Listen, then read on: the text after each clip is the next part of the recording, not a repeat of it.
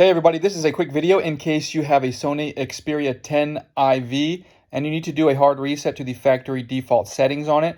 Now, you might want to do this if you're having issues with your phone not working right, if it's not connecting to things.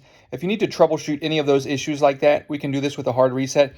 Now, this is going to delete everything off of it like it was when it came out of your box, except if you did update the OS, it will not undo the updates.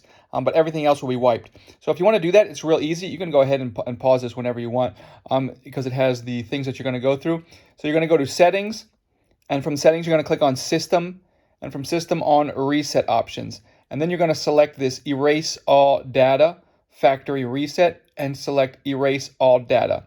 Then you'll have to put in your password or your PIN code or whatever, your screen pattern, and then you're going to confirm it to erase all data, and everything will be wiped off, and your phone will be returned to like it was when it came out of the box, except it will have the updated OS.